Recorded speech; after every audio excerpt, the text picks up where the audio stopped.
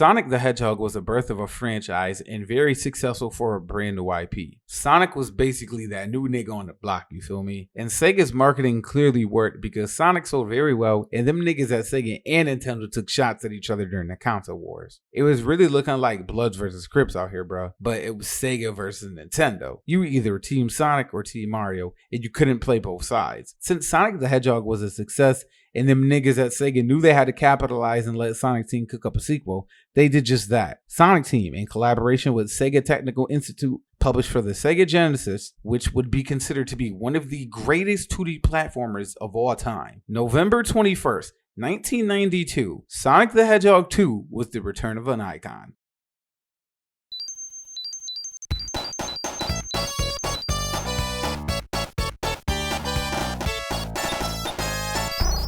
Just like the first game, we begin with the story. After dealing with his loss from Sonic in his own base, Dr. Robotnik swore vengeance. He discovers there's a 7th Chaos Emerald and decides he'll take over Westside Island as he failed with Southside Island. This time, Sonic has a brand new sidekick named Miles Prower, but Sonic nicknames him Tails because of the two tails. Now, my boy Tails was born with a birth defect that made him grow an extra tail. He was bullied in his childhood for it, and he had no confidence in himself. He then meets Sonic, who helps him along the way, and it's your job to place both of them to stop Robotnik once again. Alright, so Sonic 2 is almost the same game as the first one, but here we have new levels, a new playable character, and a brand new move. For our new levels, we have Emerald Hill, Chemical Plant, Aquatic Ruin, Casino Night, Hilltop, Mystic Cave, Oil Ocean, Metropolis, Sky Chase, Wing Fortress, and finally the Death Egg. That's a total of 11 levels in the game, and I didn't even mention Hidden Palace, the scrap level from Sonic 2 that made its way into the mobile version of Sonic 2, but more on that later. Emerald Hill is just a brighter and more vibrant Green Hill, and the music is fire, but just like my previous video, I'll save that for the end. Chemical Plant is another overused level in the franchise, but just like I said with Green Hill on my last video, I'll talk about that specifically in later videos. Chemical Plant is pretty fire for the second level. This is everyone's favorite level, but it's not mine. I still love it though. Now this is our first water level in the game, but you won't really touch the water if you're skilled enough. Aquatic Ruin. Now this is my third favorite level in the game and more of a water level than Chemical Plant. And just like with that level, if you're skilled enough, you won't ever touch the water. And I love speedrunning both acts of this level. Now we got Casino Night here as our fourth level, bro. And I just gotta say, this is the best level visually. I really don't know how to explain it, but the pixels are perfect here, man. I really do adore the aesthetics of this level. And my favorite aesthetic of this entire level is the city in the background. I like the headcanon that the background in the city of this level is Station Square from Sonic Adventure. Look, bro, I'm just a black nigga on the internet with headcanons, but the reason I say this is because you have a level in Sonic Adventure called Casinopolis, which is clearly a homage to Casino Night from Sonic 2. And in Sonic 3, Angel Island used to be part of the Mystic Ruins when it fell into the ocean. And to get to the Mystic Ruins, you have to take the train from Station Square to get there. So due to that alone, it makes sense to me that the city in the background is Station Square. But what would be really cool in like a Sonic Adventure remake or some shit is if you can like see South Island from Station Square. But again, this is all like my headcanon, and like, so take what I'm saying with a grain of salt. And for our fifth level, we have Hilltop Zone, baby.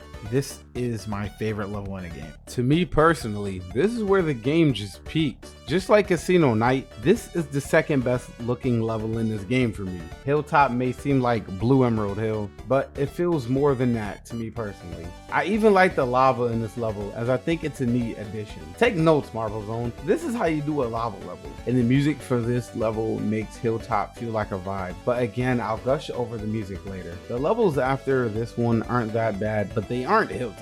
Mystic Cave is my second favorite level in Sonic 2. It's not as peak as Hilltop, but it's still pretty peak. Now, Mystic Cave is one of the most challenging levels in Sonic 2, but this level is famous for two reasons. One, it has the pit, and that's a trap that's so deep and full of spikes, not even Super Sonic can escape. More on him later. But the second reason it's famous is due to the scrap level I mentioned earlier, Hidden Palace, being used here. Thanks to Christian Whitehead, an angel amongst men in the Sonic community, was able to cook in the lab because Sega allowed him to add Hidden Palace in the pit. See, when I was playing the mobile port of Sonic 2 back in 2017, I was shocked that that shit was in the game. I didn't expect a scrapped level to be brought back. And since I'm on this topic, this level is actually pretty fire. It has two different songs that I'll show off later. Oil Ocean Zone is a level I don't really like. Anything after Mystic Cave just sucks to me, just like this one. This level is way too slow. The enemies just follow you, and you'll get hit by shit that's off screen a lot. Plus, this shit is boring. Metropolis.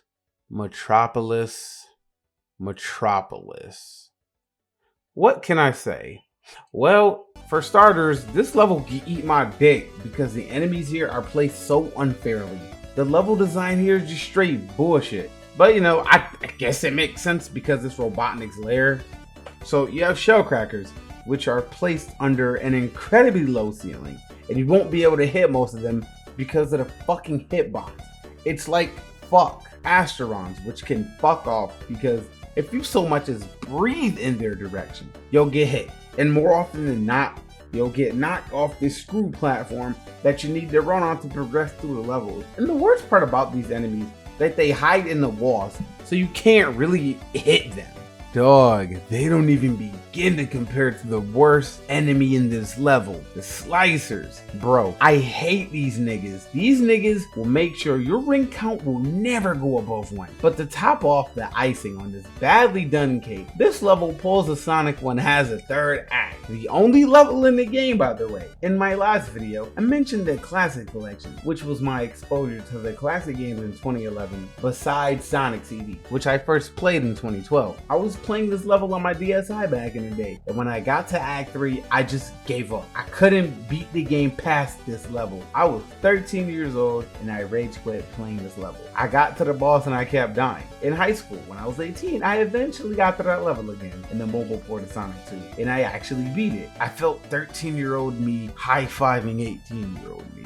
Now that level is out of the way, we have Sky Chase. Sonic and Tails get into Sonic's plane, the tornado, and just fly into the sky to Robotnik. The level itself is boring, but the music is nice and chill. Wing Fortress. Fuck this level. Finally, we have the Death Egg, a hallway level that has 2 bosses. Silver Sonic, and after beating him, you fight the final boss, the Death Egg. Just like the final boss of Sonic 1, you'll have no rings, so my advice again is to not get hit and don't die. Again, 0 fucking rings, and if you get hit while you're fighting this final boss, you'll have to fight Silver Sonic again. Now after beating Robotnik bitch ass once again, you escape the burning Death Egg as you and it fall to the earth. And depending on if you have all the Chaos Emeralds, you'll get 2 different animations playing, and just like Sonic 1, Sonic 2 has 2 endings. Without all the emeralds, as you're falling, Tails will get into the tornado and catch you. But that's the bad ending, as Robotnik has all the emeralds. If you do have all the emeralds, you'll transform into Super Sonic and get the good end. I like the other ending more. It may be the bad ending, but I like how Tails was there to catch Sonic as he's falling.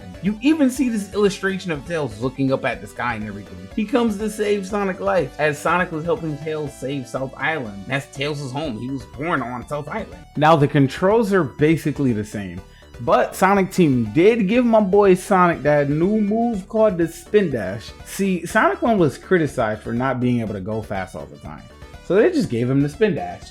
And you can use this shit to save time or take shortcuts, and you can jump while charging up your Spin Dash. And this is used for a lot of speed runs. Tails is a lot different than Sonic. He's slower, but he can fly for a few seconds with just his tails. He'll get tired, so be cautious on how you use the tails in the air. This game has multiplayer, so if you have a friend with you, player 2 can control Tails and carry Sonic over any platform. But it's weird, because like, Tails can fly like I stated, but only in the multiplayer. And it's only when he needs to carry Sonic over a platform. It's weird he can't do it in a single player game, but he can do it in Sonic 3, which is why I don't understand why they didn't implement it in, like, whatever. As I mentioned before, the Chaos Emeralds are back, and we have 7 of them this time, not 6. Getting them is different in this game, because here you have to keep 50 rings or above to have access to the special stage like before. But to get to the special stages, you have to hit a checkpoint and enter the sparkles that appear above the checkpoint. Now for Sonic 2, we have the half pipe, and it can be really fun or really annoying. It depends on who you ask. You can play this game with just Sonic and Tails, or just Tails. Doing this special stage with Sonic and Tails is a nightmare because Tails will get hit by the bombs, which you need to avoid in the collected rings in order to get the Chaos Emeralds. With enough time and patience, you'll get all 7 of them. And when you do, you unlock Super Sonic, a badass golden hedgehog, which isn't a ripoff of Super Saiyan from Dragon Ball Z. I don't know what you're talking about. Super Sonic is completely original. Anyways, as Super Sonic, you're almost invincible. You can still get crushed and drowned, but you're faster and you let enemies know the meaning of touch damage. I just wish the Super Sonic theme wasn't annoying. So for our first boss in Sonic 2, we have Drill Eggman. Now, his name is Dr. Robotnik, but according to the Japanese manual, a lot of his machines are called Eggman and something. Well, at least that's what it said on Sonic Retro when I was doing research for this. Now, his name is also Eggman, but we're not at that game yet. Anyways, he wasn't thinking when he made this machine. It's slower than Sonic, and that giant ass drill doesn't even touch you. And during the last hit, he'll shoot the drill, but this boss is still ass to me.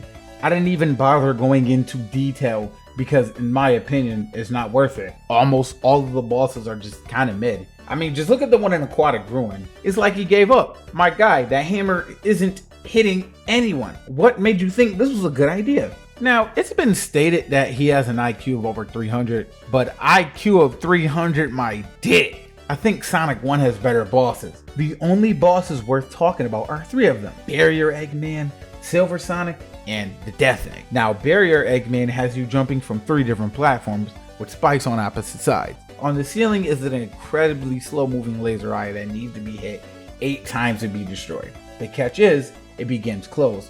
After a while, it opens up and turns red and it'll shoot a laser at you. Don't get hit by it. Silver Sonic is easy. All you have to do is watch his pattern, hit him while he's standing, but when you beat him, you have the Death Egg to deal with. This is pretty easy as well.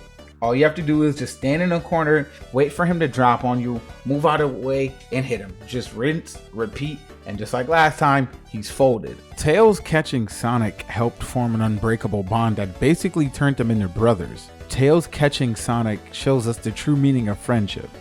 It shows us that Tails has Sonic's back no matter what happens. Until he watches Sonic get jumped at the very beginning of Forces and does nothing about it. But hey, we'll cross that bridge when we get there.